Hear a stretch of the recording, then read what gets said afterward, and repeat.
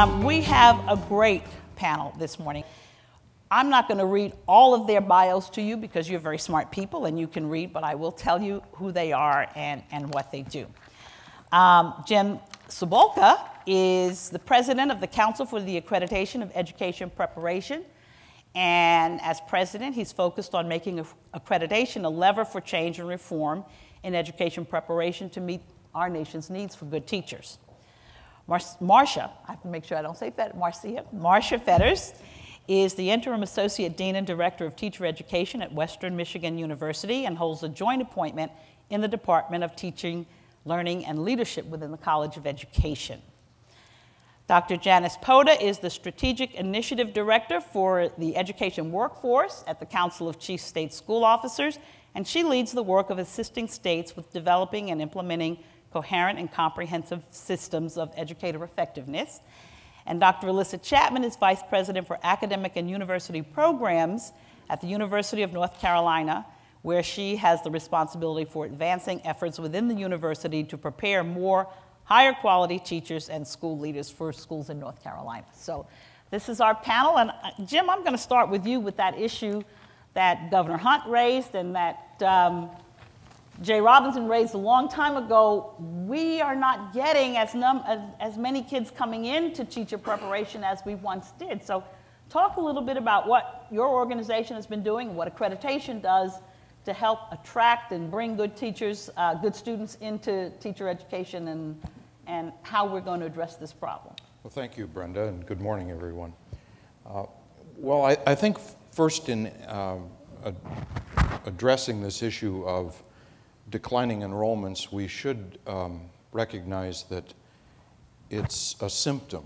It's a symptom of a policy system that's really not meeting our needs at the present time. There are probably multiple reasons why enrollments are declining. Certainly, salaries is a factor, and I've noticed that it seems to be a factor that's mentioned more in North Carolina as I travel around the country than in some other states.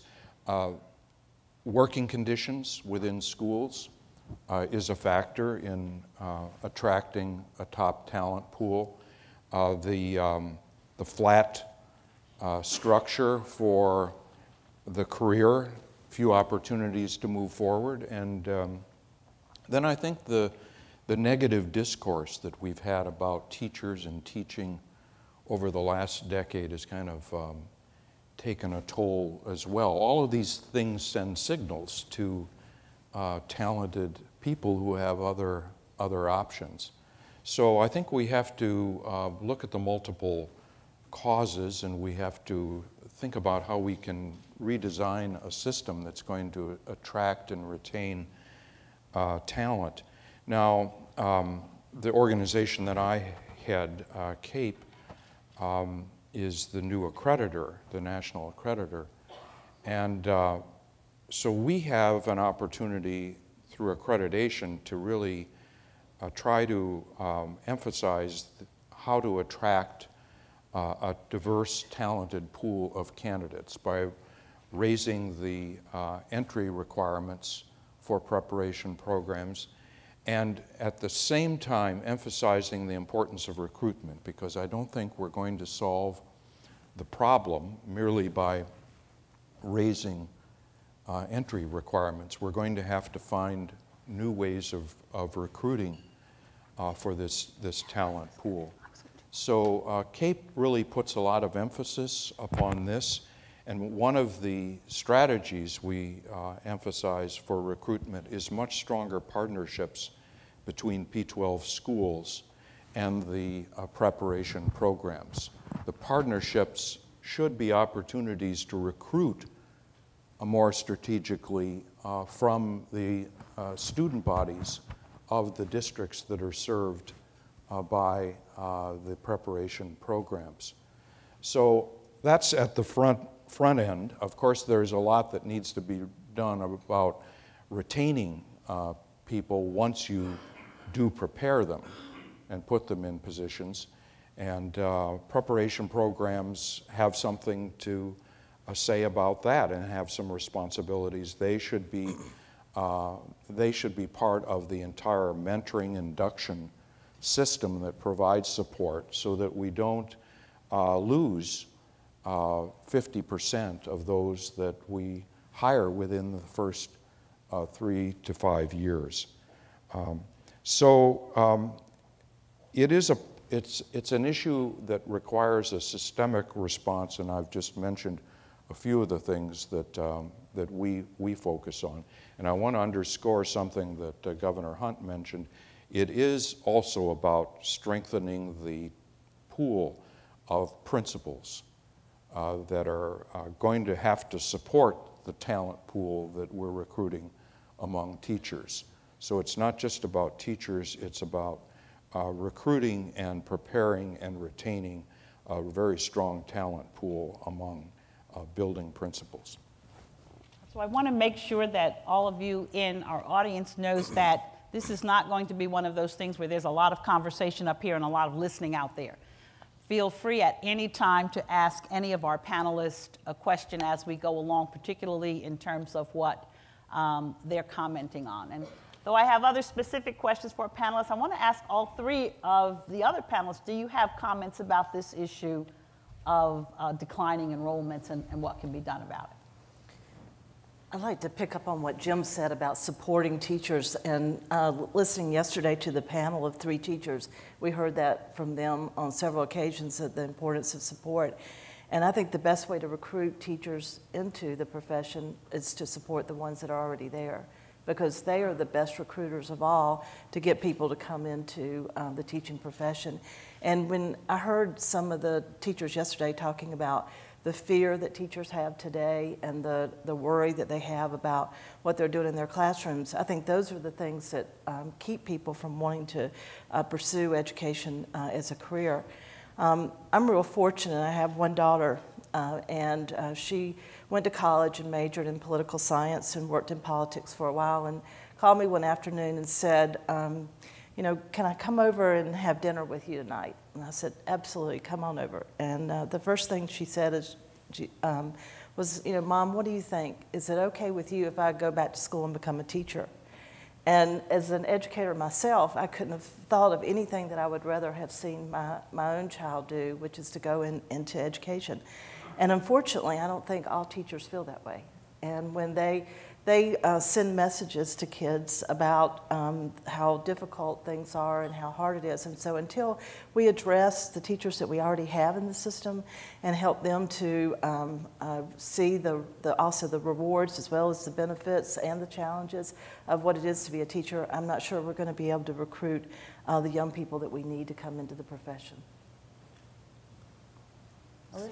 So I would add that I think we really do have to look at the whole equation of supply and demand, and mirrored Janice and Jim's comments about support for beginning teachers. When we look at, we've just completed 3 market research segments. We have 3 more to go to help guide our work in turning our declining enrollments down and increasing our numbers within our colleges of education. And prospective teachers, regardless of the market segment, do get their best information from practicing teachers. So that's really important. And when we think about what our needs are in terms of overall supply and where our constant supply sources are of teachers in North Carolina, we have a lot of really good data about that. The more that we can retain teachers after they complete, the better off we are in helping to balance our needs in terms of enrollment. We did, I guess, some back-of-the-envelope calculations. If we retained 0.5% of all new teachers each year for the next 5 years, we would need something like 2,300 less new teachers on the front end to prepare. So the more that we can work on both ends of the equation, both increasing recruitment into our programs and support to those teachers that have completed our programs and are entering into the profession as a new teacher, I think the better off we'll be. Marsha, your program has been doing some of that work. Can you talk to us a little bit about that? Yes. We do a lot of work with mentoring of 1st through 3rd year teachers. I work with the Woodrow Wilson Teaching Fellowship Program, and we're into our 4th cohort. And for the first 3 years that they're out, they come back monthly to campus, either in person or by Skype. And we talk about things we talked about in the program, but now they're struggling in it with their teachers and their schools and in their students. And having a safe place to come back and talk that's not in their own district, but where they can be open and honest, going, yeah, I tried something and it really didn't work. And how else could I do this? And we go through a lot of things, but they're also a team. They've got the team in their school, but they've got the team back at our institution that they know that they can get online any night and go, struggling here. And they're going to get 5 or 6 responses to people that are there. Because even though the teachers are in buildings all day around people, they still feel isolated. Because it's not always safe to admit that it didn't work. And so it is safe to get online to friends and say, I died, it didn't work, it flubbed, what should I do? And having that persistence, because I think the teachers that are leaving get slapped and say, that didn't work, try something different. Maybe it's not try something different, maybe it's tweak it. And so having that support network where it's okay to say, that didn't work the way I wanted it to, here's what else you could do, just kind of builds off of it.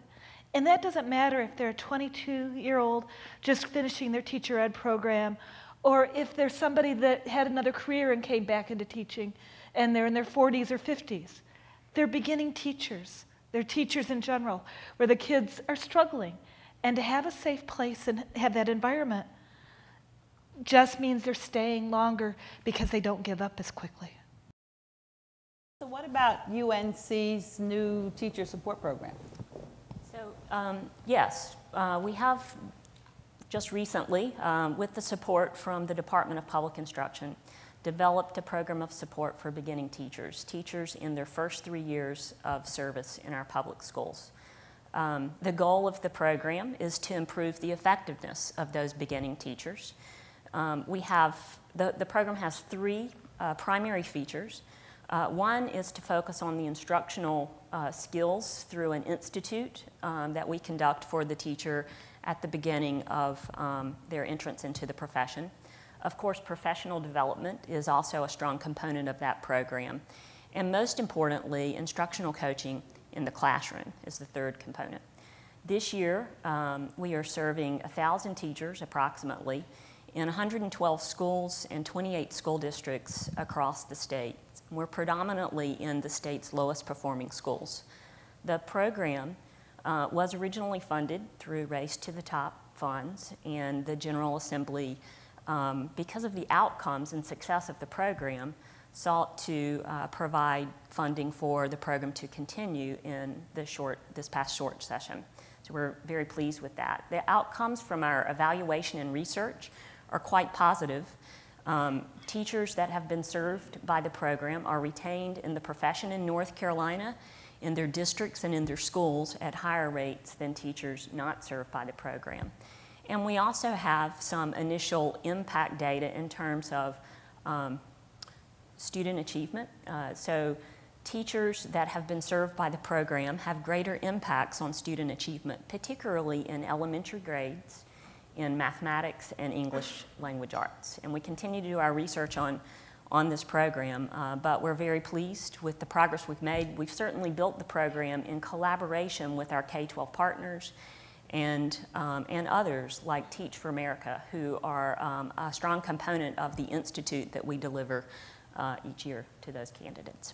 I think that there are states that are beginning to look at the policies that they have for program approval and also for certification to specifically think about ways that they can strengthen the partnerships between K-12 and teacher prep to be able to follow their graduates and to ensure that they are successful.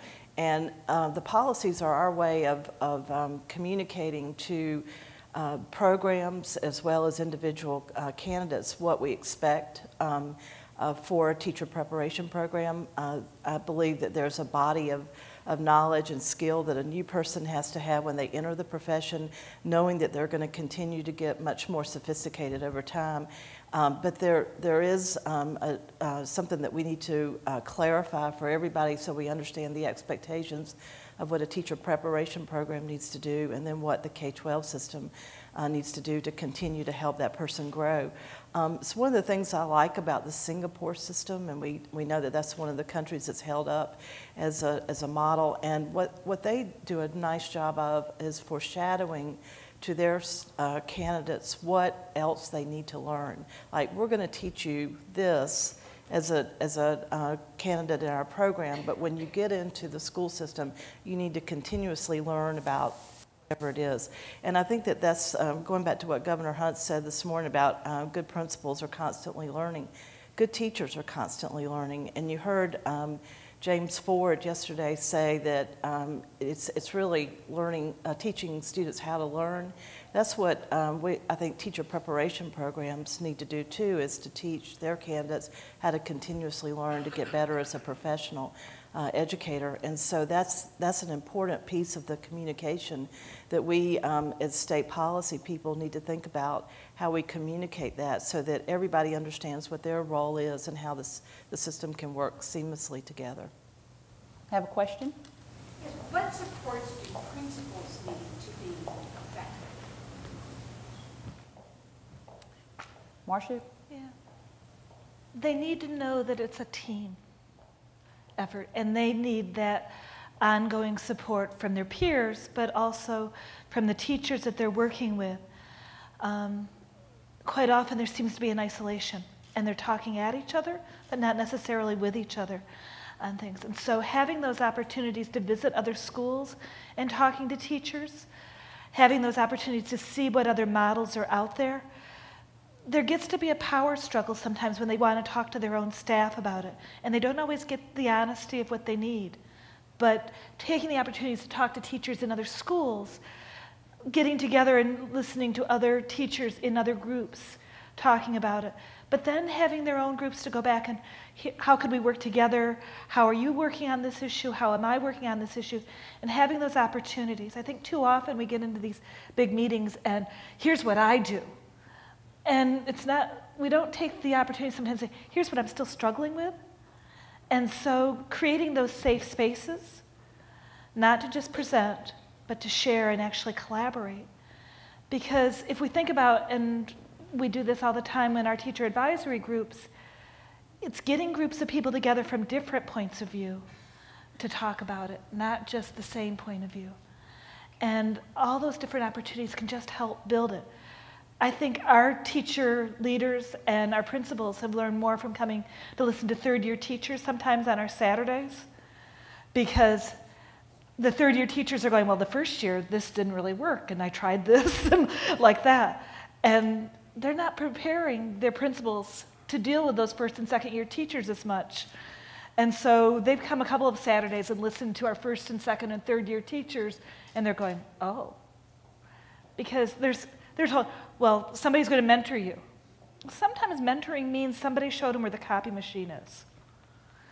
Other times mentoring means stopping by the room every couple of days, how are you doing? What it looks like varies greatly, and for them to see the different models of what it could be can be really helpful. I think we all understand the importance of a safe place in which to grow in the profession. But talk a little bit more, and this could be to any of you, about the demands of accountability that have to be balanced with the safe place to say, I blew this, versus I'm being held accountable for student performance in my classroom. Alyssa, you're a North Carolinian, and you probably may be more familiar than the other panelists with the merit-paid discussion here.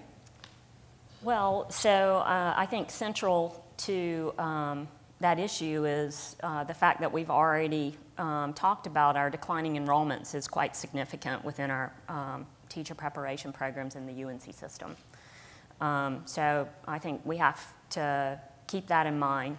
I think we also need to focus on high-need licensure areas, and in North Carolina, those highest need licensure areas are mathematics, science, middle grades, and special education. And then we also have to think about the issue of distribution. Our hard-to-staff and rural schools have great challenges in getting teachers in those highest need licensure areas to their districts and schools.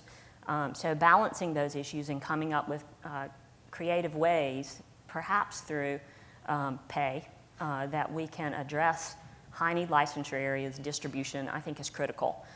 We do have data in North Carolina that show teachers that have advanced degrees do have greater impacts in some areas than teachers that do not have advanced degrees. So I think that's also something that needs to factor into our conversations around compensation. Well, I'll attempt to answer that. I want to go back to your question too about principals and the kind of support that they need. We're right now in the process of revising standards for principals and also creating brand new standards for principal supervisors. And the reason we're doing that is because we realize that there's a huge need for supporting principals and finding different ways to go about doing that. And probably the most important reason is because the job of a principal has become extremely large and almost undoable in a lot of cases because there are so many responsibilities that a principal has today. And the distributed leadership model that you referred to, Marcia, I think is really important to find ways to have more people helping with those leadership roles within a school and supporting them. And that is especially true with the accountability issue that Brenda has raised because principals do feel a tremendous amount of responsibility for that. And I think that some of the ways that you would support them would be as simple as taking 2 or 3 of the feedback sessions that they've done with teachers on evaluation and talking them through what kinds of feedback they give and how to most effectively do that in a way that would help that teacher to go back and be able to implement things in their classroom. What I hear from teachers a lot of times today is they'll say, well, I had my evaluation conference and I'm a 3. And so what does a 3 mean? And what is it that I'm supposed to do with that? And they really are not getting that kind of specific feedback from their principal to be able to go back and make changes in the classroom. And I think we heard some of that yesterday from the 2 young ladies that were serving as coaches.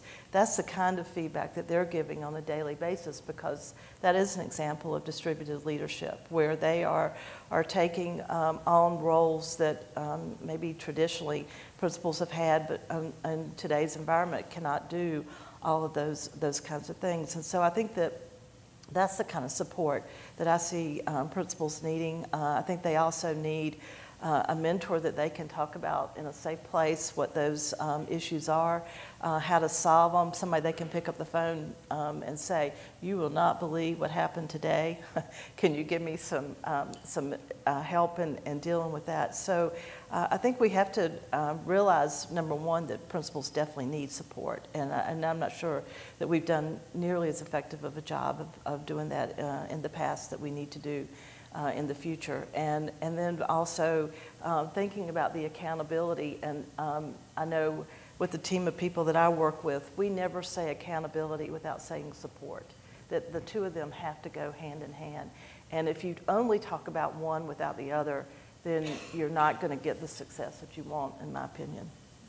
Jim, you had a comment before we moved on. Well, I think the question that you had posed is about accountability versus support. And Janice, you mentioned this. I think often accountability and capacity building are seen as alternatives for policy. And it's a false dichotomy. A lot of the accountability systems that we've built, I think, are still stuck in a kind of compliance mentality. You will do this, you will attain this level of performance, and then you will be adequate. But we have to shift our whole frame of reference from adequacy to excellence. And when you have excellence as your goal, you have a continuous improvement frame, where you're really never attaining the level of performance that you aspire to. It's a mindset shift. And I think our accountability systems haven't quite caught up with our recognition that high-performing organizations are those that focus on continuous improvement. So I believe we need to think about this whole matter differently. Governor, did you have a question? Well, I just want to say that North Carolina has been a national leader in developing principles development program. Right here is the person who heads the Principals Association, Shirley Prince. I want you all to know her, and right now to hear from her, if we're ready. We've got a microphone here. Let her tell us, if it's okay, about the wonderful program we have developed. Thank you, Governor. Yeah, in the last 5 years, we've been blessed to get funding to develop 3 signature year-long programs for principals and assistant principals. Our foundation course is called Distinguished Leadership in Practice, and it is for practicing principals. It is ideal for principals that are in their first few years because the program is aligned to the performance standards that principals are evaluated against. But we don't just teach them about the standards. We guide and coach them through actually doing the things that very effective principals need to be doing in their schools. So as they go through this program with us, they're not only learning about effective leadership, they are actually applying those best practices to their schools. They're using their own data, their own teachers, their own students. We have over 900 principals who have gone through that program thus far. And the third-party evaluations are excellent. We have a similar program for assistant principals called Future Ready Leadership, another year-long program.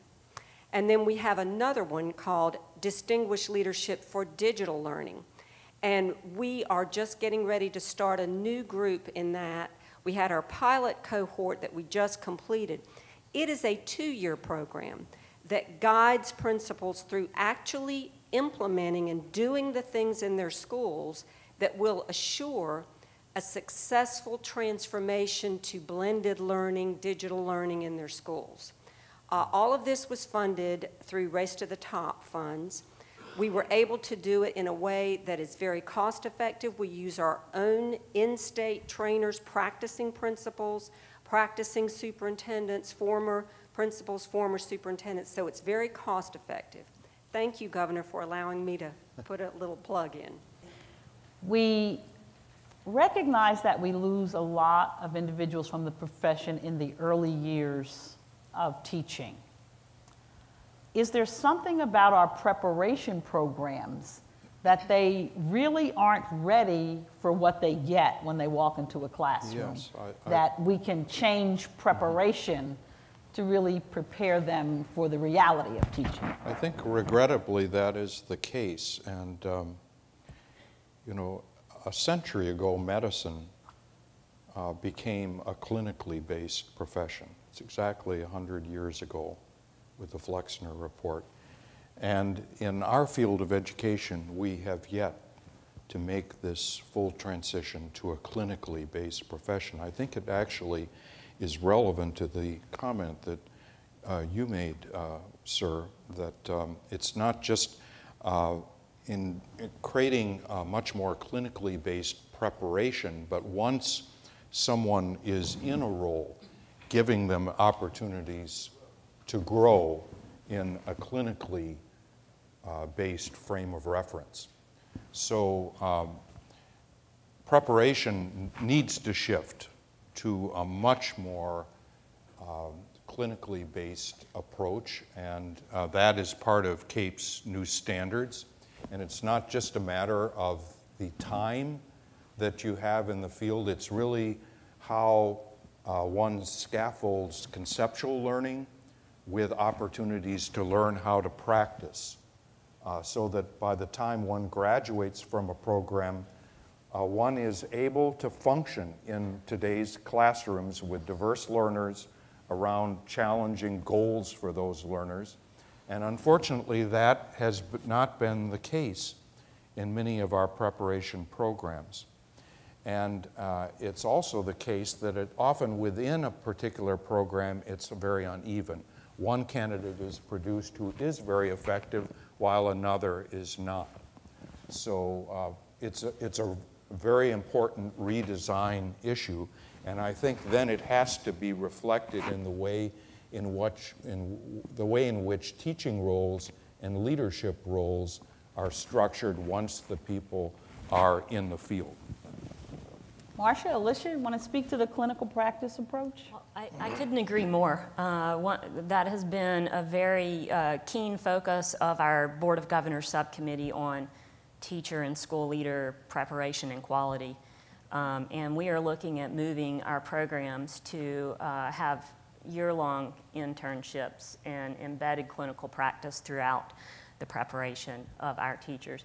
It's critically important. In North Carolina, of the approximately 95,500 employed teachers, 27% are in their first 5 years of experience.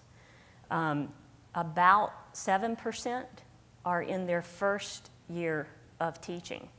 So we have a greening workforce. We have, this is something we really need to focus on.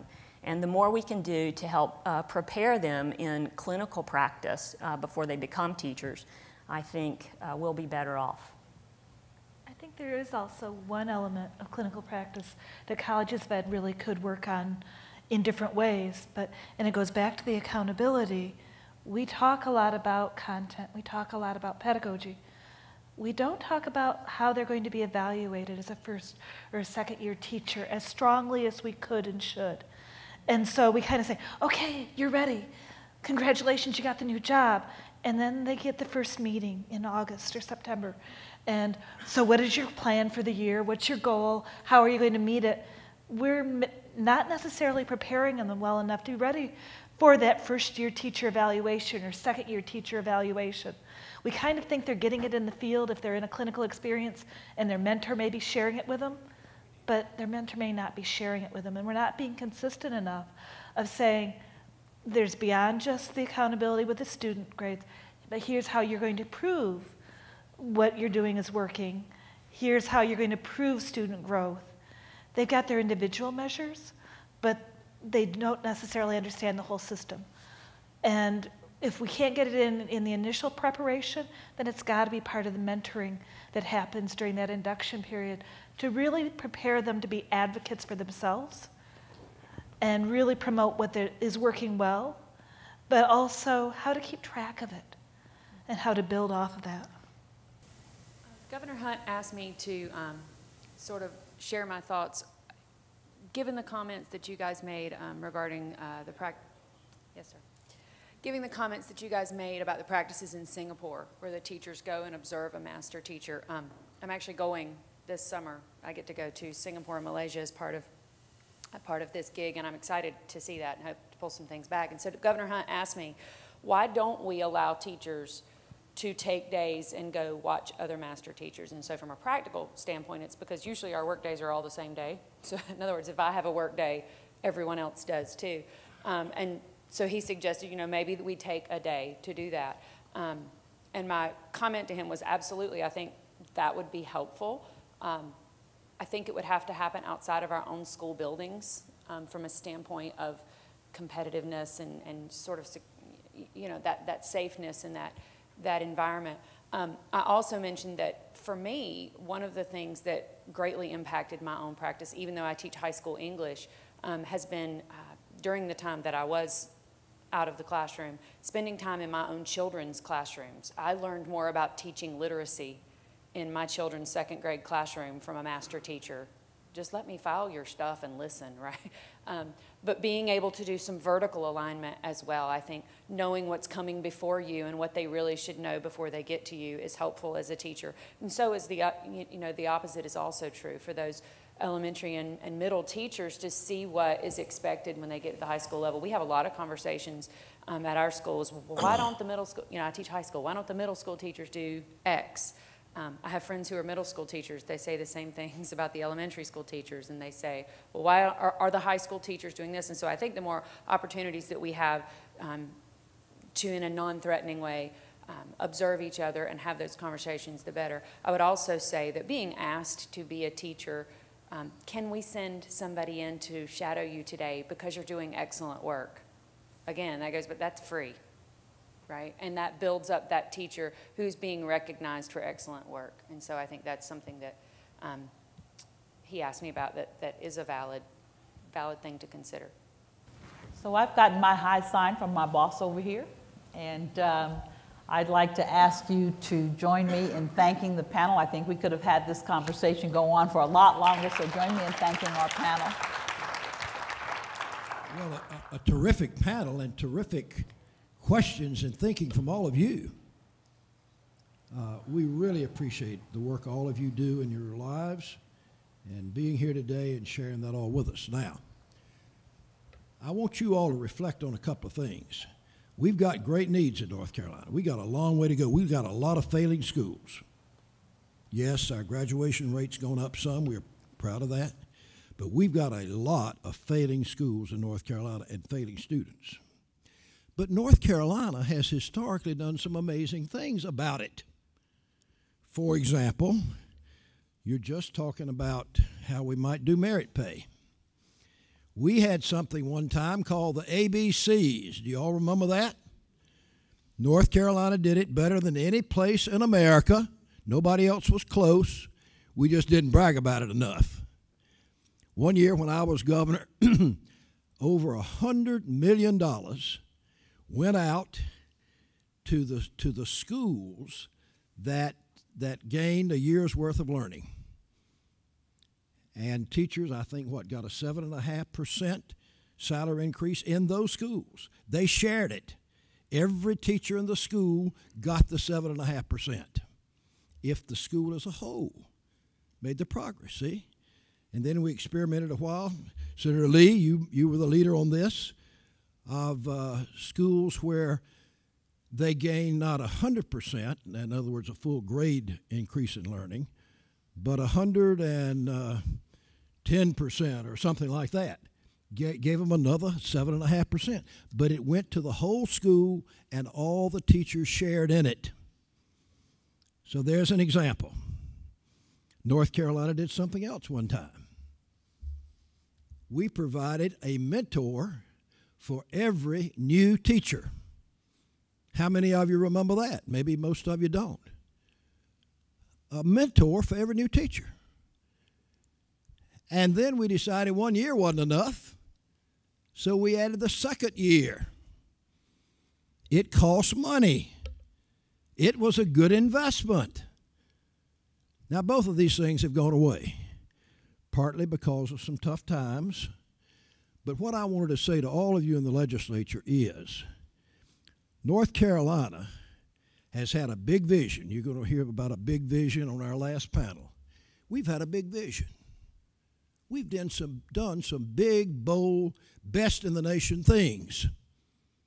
We can do them again. And I hope you all will be thinking big, but practical, and working with everybody. That's the reason we have this retreat, is to share ideas like this and to be informed and encouraged and inspired to be our best. Thanks again to this great panel. Terrific.